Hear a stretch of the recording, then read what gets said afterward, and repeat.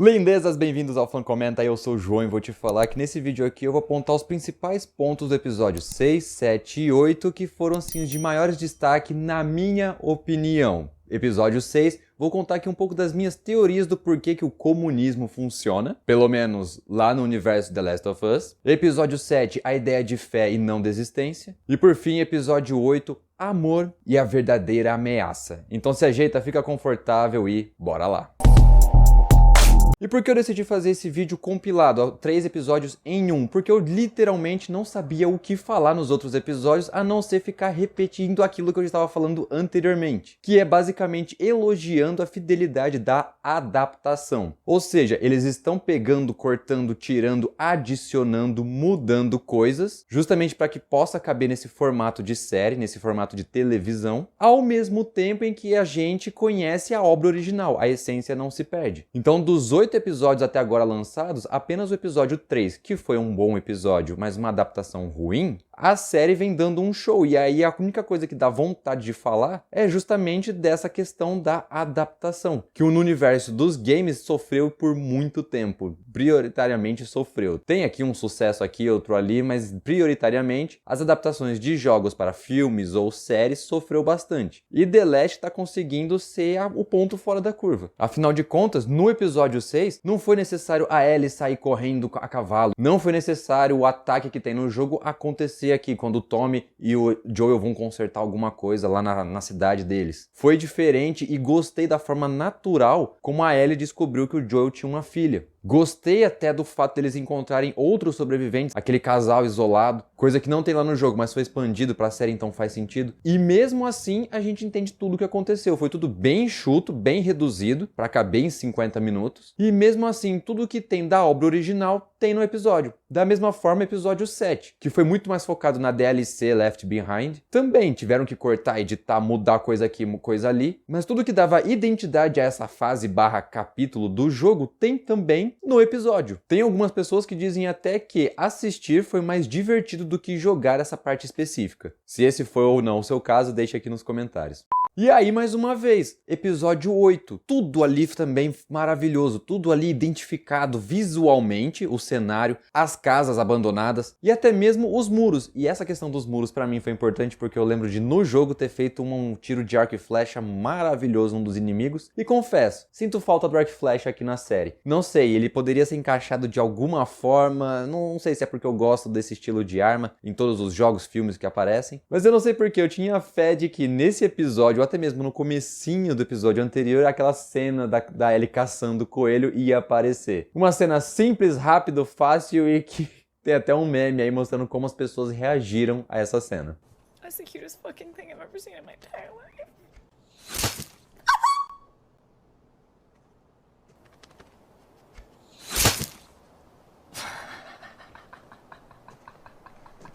E nesse episódio 8 em específico, que foi o mais recente, ele ainda consegue no episódio trazer um pouco mais de atenção, porque eles trazem aqui na série de uma forma muito mais explícita o conceito ali de culto, de uma pessoa que tá atrás de um sentimento, de um...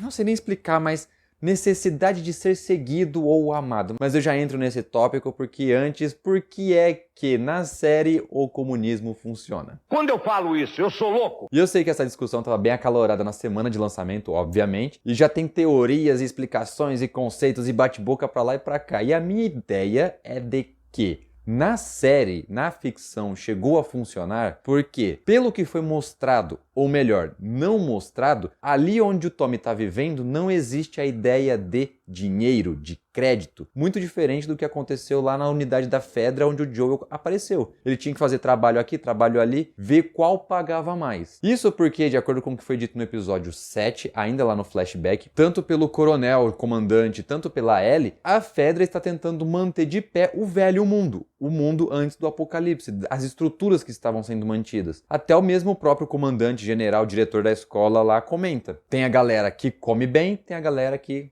come mal. Tem a galera que dorme bem, tem a galera que se dá mal. E assim vai, porque ali ainda existe essa ideia de, não vou nem dizer classe social, mas de uma espécie de hierarquia social. Acho que assim fica menos pior. Porque, na minha noção, na minha interpretação, aquela ideia de comunismo apresentada onde o Tommy está vivendo, não é necessariamente a ideia de comunismo que a gente aprendeu aqui na escola, na filosofia, na política, na economia, na regra social. Ali na série parece que essa ideia de comuna, de comunidade, eles até usam, a Maria até usa essa palavra, comunidade. As pessoas ali estão uma em prol da outra, diferentemente do que aparece ser lá na Fedra, em que uma está por si só. Então, enquanto um pensa no coletivo, o outro pensa no indivíduo. Muito provavelmente, se nessa vila, cidade, nessa comunidade do Tommy fosse implementada a ideia de dinheiro e, ao mesmo tempo, a ideia do comunismo que a gente conhece, aprendeu, estudou aqui, aí a chance de dar ruim provavelmente seria grande. Mas a principal ideia é, enquanto lá na unidade da Fedra alguém chegava e falava assim, viu, você não quer fazer aqui a minha ronda, te pago 100 créditos. Ou então, viu, me libera alguma coisa aí, eu te pago 100 créditos. Me libera comprimido, eu te pago tantos créditos. Lá onde Tom e Maria vivem, não existe mais ou menos essa ideia. Lá é tudo assim, eu vou fazer a ronda para proteger quem eu gosto. Eu vou trabalhar na colheita para poder alimentar quem eu gosto. Não tem ali a coisa do tipo, me dá comprimido e eu faço a sua ronda. Não tem essa espécie de troca. Pelo menos foi o que a série mostrou. Mais uma vez, enquanto a Fedra tenta manter o velho mundo inteiro, mesma ideologia, modo de pensar, por assim dizer, ali onde o Tommy vive, aparentemente evoluiu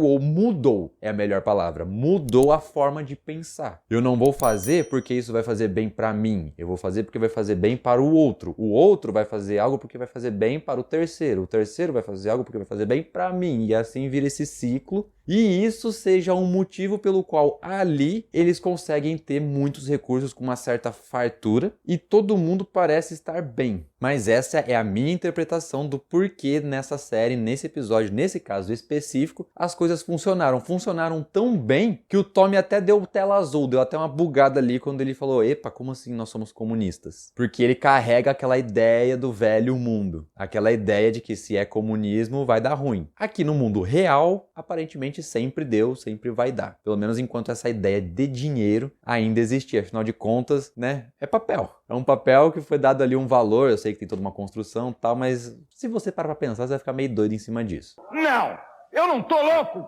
Mas essa foi a minha interpretação. Você tem alguma interpretação do porquê deu certo? A melhor resposta é, deu certo porque é ficção. Ponto.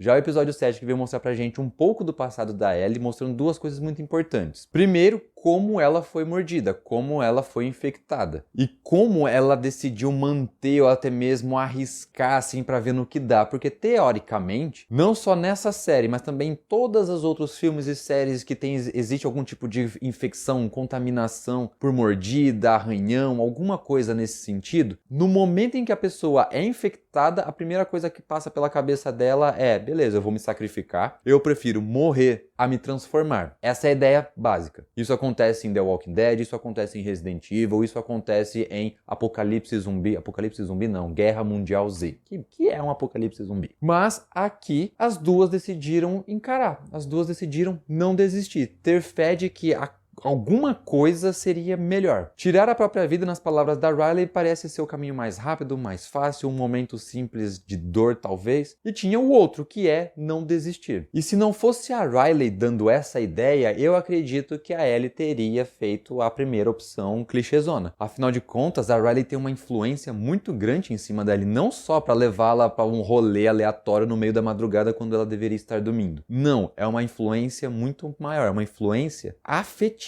E eu digo que essa é a segunda parte importante, porque hoje as pessoas costumam, falar que as obras estão colocando ali agendas, pautas para tentar dizer que são legais, para tentar dizer que são inclusivos, como uma espécie de cota. Esse é o sentimento que muitas obras passam para a maioria do público. Ah não, eles só colocaram essa representação para cumprir tabela, e não de uma forma natural. E a série / jogo coloca isso de uma forma extremamente oposta. No jogo, que é a obra original, isso aparece. E é simples, mais uma vez, a palavra natural. Então, colocar e mostrar que na série a Ellie é assim, ela é homossexual, eu acho importante porque nesse universo, nessa obra, não dá pra sentir que foi colocado ali de forma a cumprir tabela. Principalmente em relação ao personagem da Ellie, porque muita gente acha que foi forçação de barra em relação ao personagem do Bill. E essa sensação ficou ainda mais forte por conta da adaptação ruim do episódio 3. Então, com uma espécie de representatividade, eu acredito que esse episódio 7 foi importante sim. Mas para o universo da série, se colocado na balança qual que é o mais importante, aí sim vai ficar em foco, em evidência, sem sombra de dúvidas, o fato de não desistir. O fato de já tá tudo fodido, já não tem mais o que fazer e ainda assim persistir. E isso leva até mesmo a uma situação e até uma fala presente no episódio 8. Que esse episódio, lindezas, nossa, que maravilhoso que foi. Não sei vocês, mas pra mim episódio 6, 7, 8, todos eles nota 5 fãs, não tem o que tirar, não tem o que pôr, eu não mudaria absolutamente nada. A Ellie cuidando do Joel, ela cuidando do cavalo,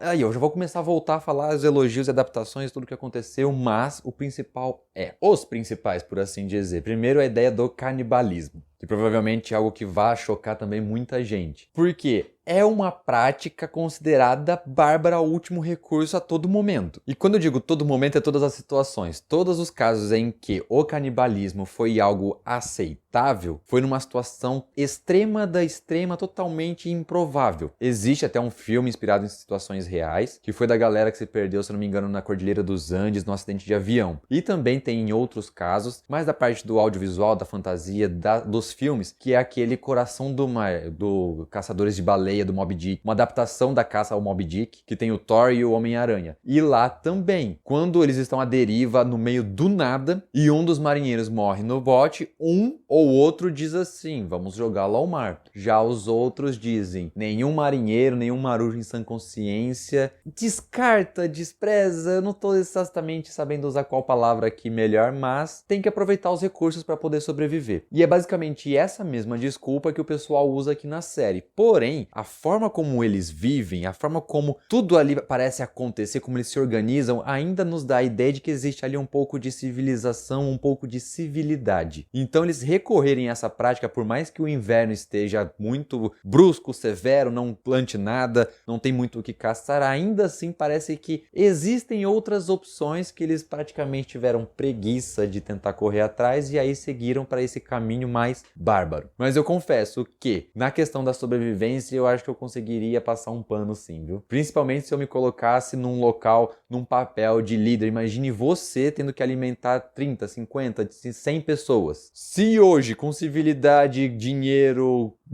comida no mercado já é difícil fazer a compra do mês para poder alimentar, né, família de 2, 3, 4, 5, 6, dependendo da sua renda. Imagina num universo onde esse conceito não existe e você tem que caçar, plantar e aí aparece uma pessoa para você cuidar, 2 pessoas para você cuidar, 100 pessoas. Complicadinho, mas essa ideia de que ali ainda podia existir algum tipo de alternativa torna a prática dessa nova comunidade ainda assim bastante reprovável. Porém, aquilo que realmente se destacou para mim nesse episódio foi essa ideia deturpada do amor. Eu sei que existem filmes também, outras séries, até mesmo documentários, que dizem que algumas pessoas utilizam a ideia do amor de uma forma bastante violenta, agressiva, deturpada para poder justificar os seus atos. Se eu não me engano, existe um documentário que diz sobre alguns presos que tiveram pena de prisão perpétua nos Estados Unidos e aí eles vão lá entrevistar um desses presos e eles diziam assim, eu fui educado de forma a entender, a aprender que agressão física, verbal, emocional, psicológica era formas de amor. O pai desse cara fazia todo esse tipo de violência e abuso em cima da pessoa, da criança e dizia que depois de tudo isso, olha só, eu te amo e é por isso que eu faço isso. Então essa pessoa aprendeu essa ideia. Então essa criança teve essa ideia porque o pai deturpou o conceito de amor para poder fazer as barbaridades. E aqui o principal vilão do episódio usa isso para poder controlar a galera com quem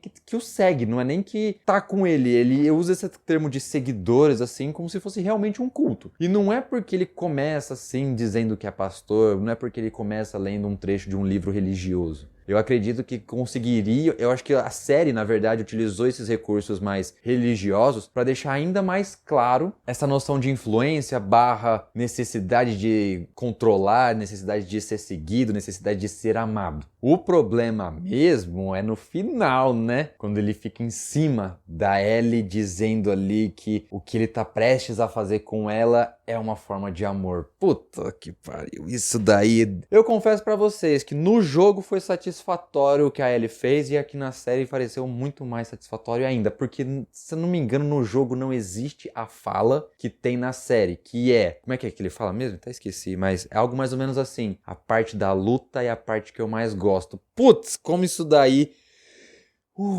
respira. Mas qual que é a relação entre o episódio 7 e o 8 na questão da fé, da questão da não desistência? O próprio vilão aqui diz: Ellie, você não está infectada. Ninguém infectado luta tanto para sobreviver. Ou seja, mesmo ali com a Ellie cercada não só pela estrutura, né, a lanchonete barra... sei lá onde é que eles estavam, salão de festas, não sei. E tudo trancado, como tudo pegando fogo, um maluco sádico, canibal, pedófilo ali atrás dela, com um cutelo na mão, acho que é um cutelo aquilo lá. E o pior, aquela unidade onde eles estão, está na comunidade, então eles voltam a estar cercados por inimigos. E ainda assim, ela está fraca, ela está toda arrebentada, provavelmente com algumas costelas quebradas, e mesmo assim luta para sobreviver. E mesmo assim ela não desiste. Tanto que ela estava pronta para começar a lutar de novo quando o Joel a abraça. E que momento. Nossa, dá até um alívio assim, a hora que a gente vê o cara chegando. E não é qualquer Joel chegando. Aparentemente, mesmo todo arrebentado, todo furado, todo costurado de qualquer jeito, o Joel da velha guarda, o Joel bruto, rústico, sistemático, voltou. Ele torturando o cara com a faca no joelho, girando a faca.